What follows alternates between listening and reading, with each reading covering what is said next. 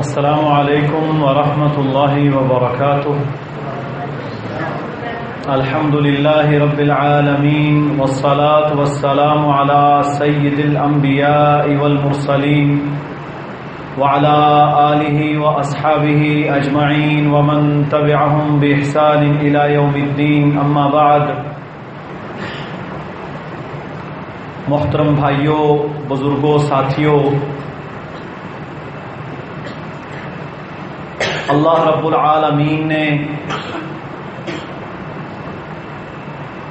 ہمارے لیے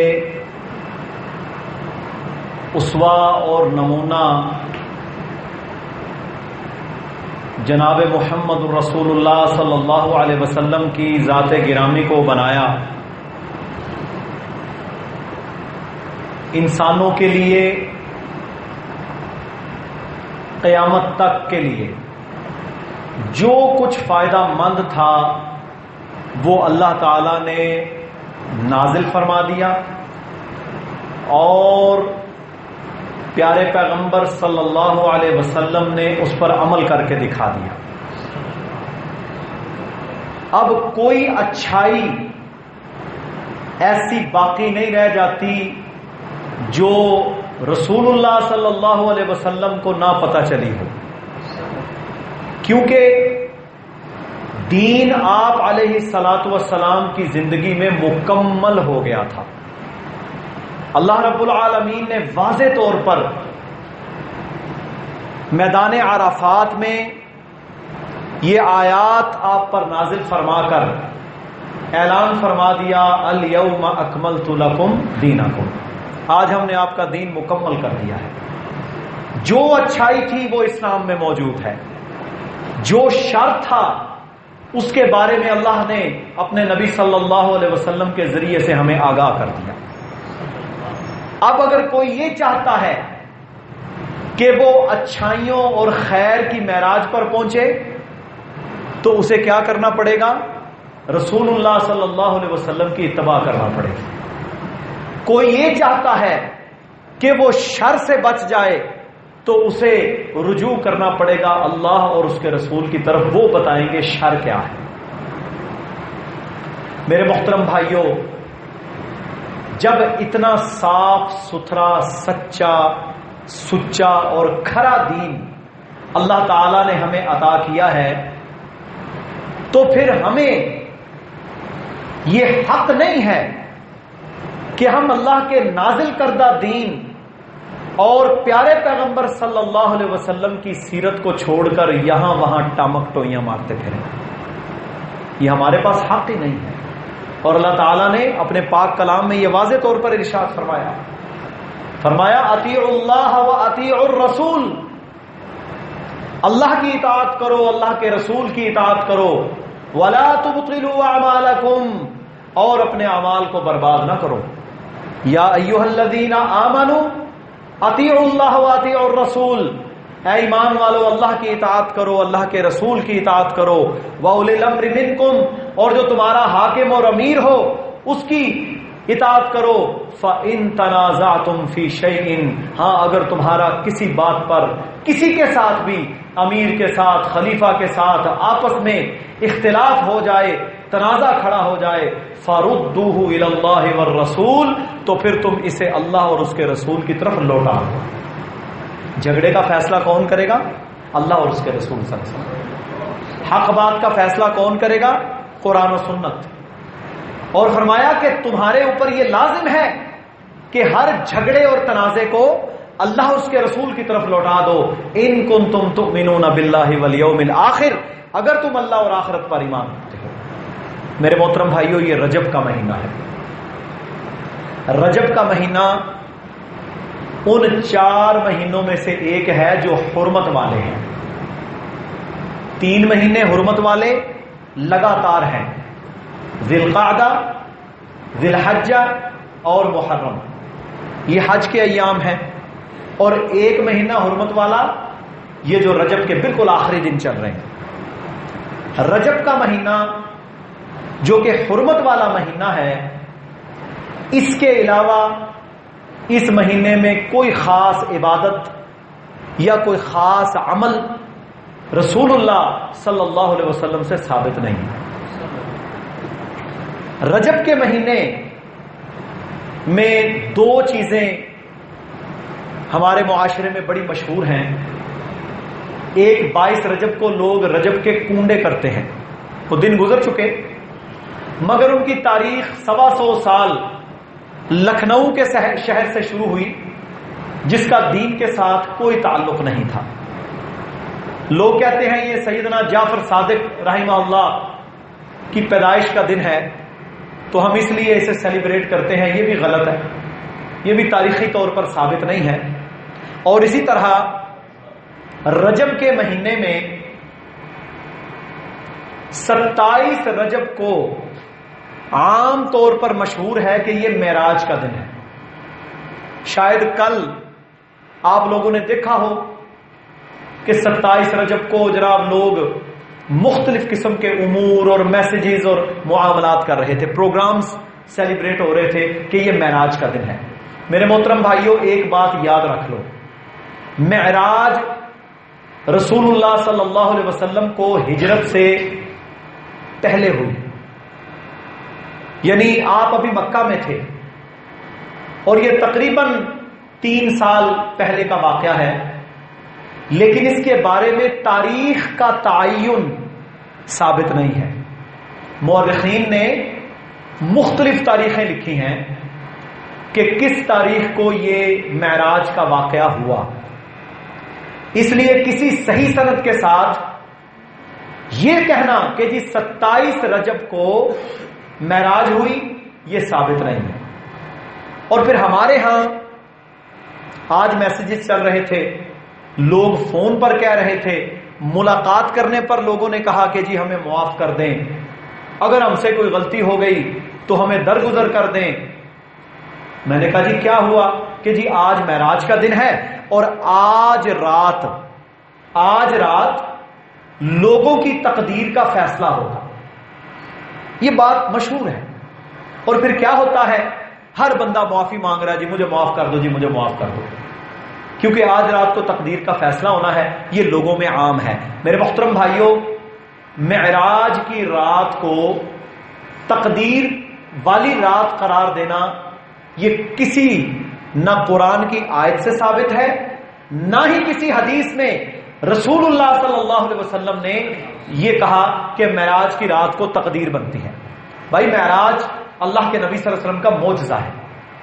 اللہ رب العالمین اپنے نبی صلی اللہ علیہ وسلم کو آسمانوں پر لے کر گئے, آسمانوں کی سیر کروائی. اللہ رب العالمین نے مکہ سے لے کر بیت المقدس تک اسراء اور پھر وہاں سے آگے معراج کا سفر کروایا. اس معراج پر کیا تحفہ دیا؟ اس معراج پر 50 نمازیں امت محمد صلی اللہ علیہ وسلم پر فرض کی گئیں اور پھر بعد میں اللہ نے رحمت اور شفقت کے ساتھ انہیں 5 کر دیا. کہا اجر 50 کا ملے گا. اللہ رب العالمین نے وہاں پر نعمتیں عطا کی. سورہ بقرہ کی آخری 2 آیات, الحجامہ ایک عظیم علاج, اس کا تحفہ, بے شمار نشانیاں اللہ تعالیٰ نے اپنے نبی صلی اللہ علیہ وسلم کو عطا کی. معراج پر ہمیں نماز کا تحفہ ملا, اس کی پابندی لوگ نہیں کرتے, بالکل پابندی نہیں کرتے, اور سارا سال اپنی من چاہی زندگی پر چلیں گے اور کیا کریں گے, معراج والے دن معافیاں مانگنے پر تیز ہوتے ہیں. میرے بھائیو یاد رکھ لو, مسلمان اور کفر کے درمیان, مسلمان اور کافر کے درمیان جو حد فاصل ہے نا, فرق کرنے والی چیز وہ نماز ہے. نبی صلی اللہ علیہ وسلم نے فرمایا من ترک الصلاۃ متعمدا فقد کفر, جس نے نماز کو چھوڑ دیا اس نے کفر کیا. نماز اللہ کے نبی صلی اللہ علیہ وسلم کی آنکھوں کی ٹھنڈک, جس کا قیامت والے دن سب سے پہلے سوال ہوگا, جس کا نماز والا سوال درست, اس کے باقی اعمال بھی اللہ صحیح کرتے ہیں. اور جو بے نماز مر گیا, تارک نماز مر گیا, رسول اللہ صلی اللہ علیہ وسلم نے فرمایا اس کا حشر فرعون, حامان اور ابی ابن خلف کے ساتھ ہوگا. ترمذی میں حدیث ہے. تو معراج کو اس حد تک اور ان امور کے لیے معجزہ سمجھنا یہ تو درست ہے، مگر اس کی تاریخ کا تعین کہیں پر بھی موجود نہیں ہے۔ جو لوگ اس تاریخ کا تعین کرتے ہیں اور پھر معافیاں مانگتے ہیں اور پھر یہ کہتے ہیں کہ اس رات کو قدر کے فیصلے ہوتے ہیں، یہ بالکل غلط ہے۔ میرے بھائیو، ہماری قوم میں بڑی عجیب چیزیں پائی جاتی ہیں کہ ہم اعمال کو خود گھڑ لیتے ہیں۔ یہ غور کرنے والی بات ہے، ہم اعمال کو خود گھڑ لیتے ہیں اور وہ اعمال جو اللہ نے ہم پر فرض کیے ان کو اہمیت نہیں دیتے۔ یہ بڑا المیہ ہے۔ یعنی ہمارے ہاں جو مر جاتا ہے نا، مرنے والے کی رسمیں، تیجا، ساتواں، 40واں، برسیاں، ان پر بڑا غور ہوتا ہے، لیکن مرنے والے کے لیے دعا کرنے کو کوئی تیار نہیں۔ اولاد اپنے والدین کے لیے صدقہ جاریہ بھرنے کے لیے تیار نہیں، مگر رسومات، لوگوں کو دکھانا، عجیب و غریب قسم کی باتیں، یہ ہمارے ہاں عام ہیں۔ اسی طرح لوگوں نے یہ دن بھی منایا۔ پھر کیا ہوتا ہے؟ معراج کی رات کو ساری رات نوافل، کھانے پکانا، ساری رات جاگنا، ساری رات دعائیں کرنا، پھر عجیب و غریب جناب قبرستان کے اندر جانا۔ میرے بھائیوں، ان اعمال کا سنت سے کوئی ثبوت نہیں۔ اللہ کے نبی صلی اللہ علیہ وسلم کے بعد خلفاء، صحابہ، وہ سب سے زیادہ آپ سے محبت کرتے تھے، سب سے زیادہ آپ کی سنتوں پر چلتے تھے۔ بھائی انہوں نے ایسا کوئی عمل نہیں کیا، انہوں نے معراج کا دن سیلیبریٹ نہیں کیا۔ وہ شخص جو سارا سال فرض ادا کرنے کو تیار نہیں، زکات ادا کرنے کو تیار نہیں، اللہ کے حقوق اور واجبات کو سمجھنے کو تیار نہیں ہے، اور وہ کیا کرتا ہے؟ وہ کہتا ہے جی میں معراج کی رات اپنے آپ کو بخشوا لوں گا۔ ایسے نہیں ہوتا۔ اور اسی طرح پھر اگلا مہینہ شعبان کا ہے۔ اب شعبان کے مہینے میں کیا ہوگا میرے محترم بھائیوں؟ 15 شعبان، نصف شعبان، جسے ہمارے ہاں نام دیا گیا شب برات کا۔ کس چیز کا نام دیا گیا؟ شب برات۔ میرے بھائیوں، یہ جو نام ہے نا شب برات، یہ دونوں لفظ عربی کے نہیں ہیں، یہ یاد رکھ لو۔ اسلام کس زبان میں نازل ہوا؟ عربی میں نازل ہوا نا۔ قرآن عربی میں، اللہ کے نبی صلی اللہ علیہ وسلم عربی بولتے تھے کہ اردو یا فارسی؟ عربی زبان تھی۔ اسلام سارے کا سارا جو اس کا ماخذ ہے، جو اس کی اصل ہے، وہ کس زبان میں ہے؟ لغت العربیہ، عربی زبان کے۔ شب کہتے ہیں رات کو۔ شب کس کو کہتے ہیں؟ رات کو۔ برات کس کو کہتے ہیں؟ قسمت والی۔ کہتے ہیں نا تہاڈا منڈا بڑا برات والا ہے۔ برات پنجابی زبان میں، اردو میں قسمت کو کہتے ہیں، اور یہ دونوں لفظ فارسی زبان کے ہیں۔ کس زبان کے ہیں؟ فارسی زبان کے۔ شب برات، قسمت والی رات۔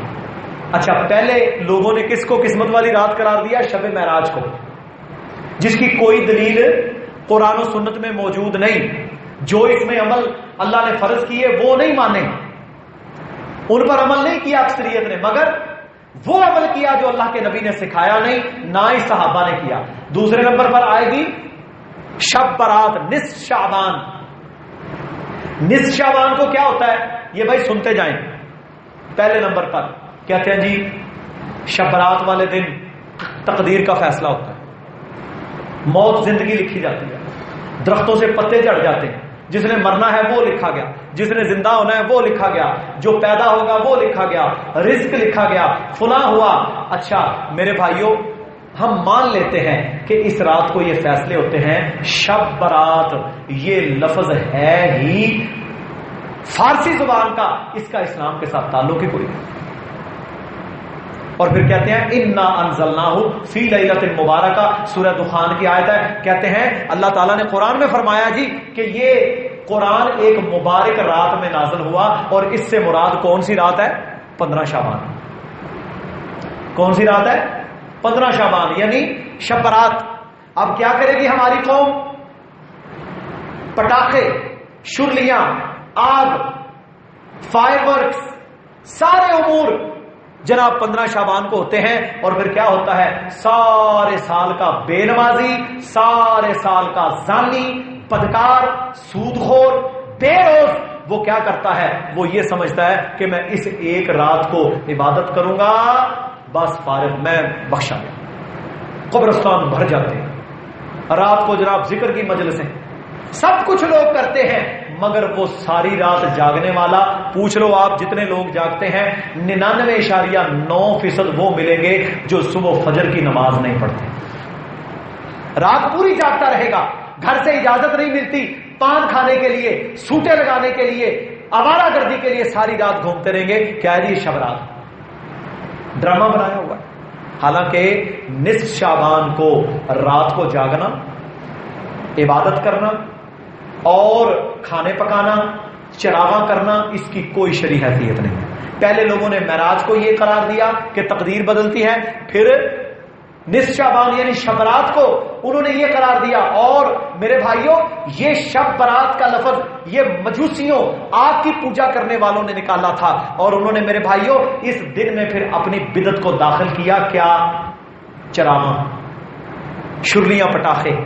یہ آگ کی عبادت کرنے والوں کا کام ہے، مسلمانوں کا یہ کام نہیں ہے. مسلمانوں نے کبھی بھی، آپ پورا ذخیرہ حدیث صحابہ کا منہج دیکھ لیں، آپ کو کبھی نہیں ملے گا وہ اس قسم کی چراغاں، شرلیاں، پٹاخے چلاتے ہیں. یہ آگ کے پجاریوں کا کام تھا، آگ کے پجاریوں والا کام کروایا اور نام اسلام کا دے دیا. میرے بھائیوں اس بارے میں جتنی روایات منقول ہیں ان میں سے کوئی ایک بھی نہیں ہے جو صحیح ہے. ضعیف اور موضوع روایات لوگوں نے گھڑی، لوگوں نے باقاعدہ روایات کو گھڑ کے اللہ کے نبی کی طرف منسوب کیا اور پھر ایک دن کا تعین کیا. کس کے مقابلے میں؟ پہلے شب معراج، پھر 15 شعبان شب معراج، شب برات. اور میرے محترم بھائیوں آیت کون سی لگائی کہ یہ قرآن اللہ نے کس رات میں نازل کیا؟ ایک مبارک رات میں. اب میرے بھائیوں ہم قرآن سے پوچھتے ہیں کہ قرآن کیسے نازل ہوا؟ اللہ تعالیٰ نے اپنے ہی قرآن میں اس آیت کی تشریح بیان کی ہے. فرمایا شہر رمضان الذی انزل فیہ القرآن.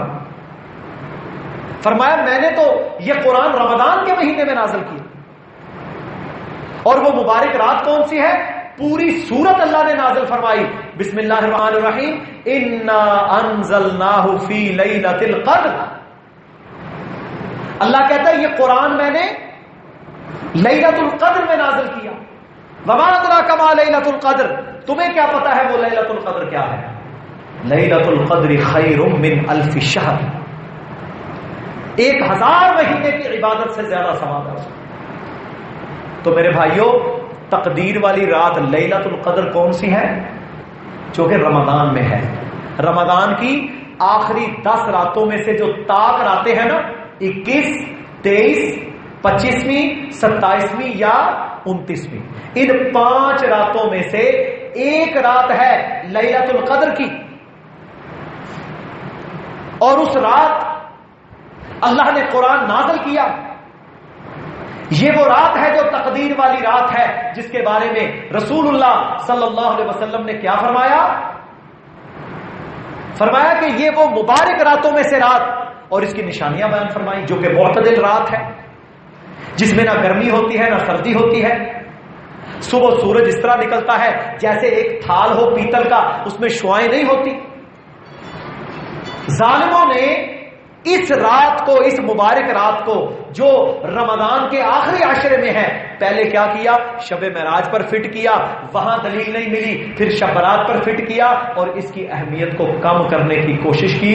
میرے محترم بھائیوں وہ رات ہے جس رات کو جاگنا اللہ کے نبی کا عمل ہے، بلکہ اس رات کو نہیں، پورا عشرہ رسول اللہ صلی اللہ علیہ وسلم اعتکاف کیا کرتے تھے. پورا عشرہ، 10 دن، 20 دن اعتکاف بھی کیا آپ صلی اللہ علیہ وسلم نے. اور پھر کیا ہوا؟ ان طاق راتوں میں بالخصوص، بلکہ رمضان کی ان آخری 10 راتوں میں آپ صلی اللہ علیہ وسلم رات کو جاگتے، قیام کرتے، عبادت کرتے، قرآن کا دور کرتے، نوافل ادا کرتے. یہ میرے بھائیوں عمل ہے. تو اصل رات وہ کب آئے گی؟ رمضان میں. اصل رات کب آئے گی؟ رمضان میں. جو لیلۃ القدر، شب قدر بھی جسے لوگ کہتے ہیں، وہ رات ہے. اور شب برات اور شب معراج یہ بر صغیر پاک و ہند کے اندر ایجاد ہوئی ہے. اس کا قرآن و سنت سے کوئی تعلق نہیں. اس کا قرآن و سنت سے کوئی تعلق نہیں ہے. نہ ہی نبی صلی اللہ علیہ وسلم اور صحابہ اور خلفاء نے کبھی ان راتوں کو جا کر مخصوص عبادت کی ہے. اللہ رب العالمین سے دعا ہے اللہ تعالی ہمیں صحیح بات کو سمجھنے کی اور غلط باتوں سے بچنے کی توفیق عطا فرمائے. وآخر دعوانا ان الحمد للہ رب العالمین. ہاں جی، کسی کا کوئی سوال ہے تو وہ جلدی کر لیں۔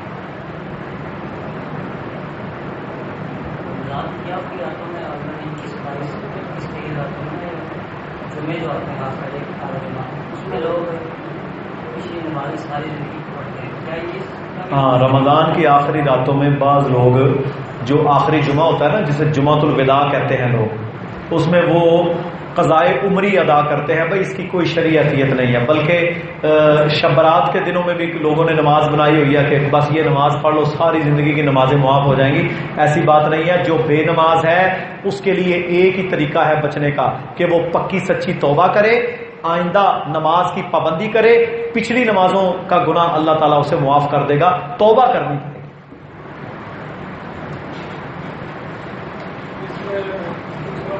پڑے گی۔ ہاں، 27ویں رات کے حوالے سے بعض روایات موجود ہیں، مگر وہ روایات صحت کے اعتبار سے درست نہیں ہیں، یعنی ضعیف روایات ہیں۔ صحیح بخاری اور مسلم میں جو متواتر حدیث ہے اس میں رسول اللہ صلی اللہ علیہ وسلم نے یہ فرمایا کہ آخری طاق راتوں میں اسے تلاش کرو، آخری طاق راتوں میں اسے تلاش کرو۔ ہاں، اس کی نشانیاں بیان کی۔ جو لیلۃ القدر کی رات ہوگی نا، وہ بڑی بیلنسڈ رات ہوتی ہے، معتدل، یعنی نہ بہت زیادہ گرم نہ بہت زیادہ ٹھنڈی۔ ایک تو یہ سائن ہے اس کا، آپ کو پتہ چل جاتا ہے۔ اور پھر اگلے دن جب سورج نکلتا ہے نا، جو رات معتدل ہو اس رات کو بالخصوص عبادت کرو، دعائیں کرو۔ اور پھر صبح کے وقت سورج جب نکلتا ہے تو بہت دیر تک، یعنی 10-11 بجے تک سورج کی شعاع نہیں ہوتی، بالکل پیتل کا تھال کی طرح اس طرح نظر آتا ہے۔ تو یہ اس بات کی دلیل ہے جو حدیث میں آئی کہ پچھلی رات جو تھی وہ لیلۃ القدر کی رات ہے، بیلنس رات ہوگی۔ ہم نے دیکھا ہے کہ آخری طاق جو راتیں ہیں ان میں سے ایک آدھی رات ایسی ہوتی ہے جو بڑی بیلنس، بڑی معتدل قسم کی ہوتی ہے۔ جی نہیں، یہ 27ویں کنفرم نہیں ہے ہمارے ہاں نا، لوگوں نے پکا ہی کر لیا ہے یہ بھائی 21ویں بھی ہو سکتی ہے، 29ویں بھی ہو سکتی ہے، 23ویں بھی ہو سکتی ہے، کیونکہ آپ صلی اللہ علیہ وسلم نے اسے آخری 5 طاق راتوں میں تلاش کرنے کا حکم دیا۔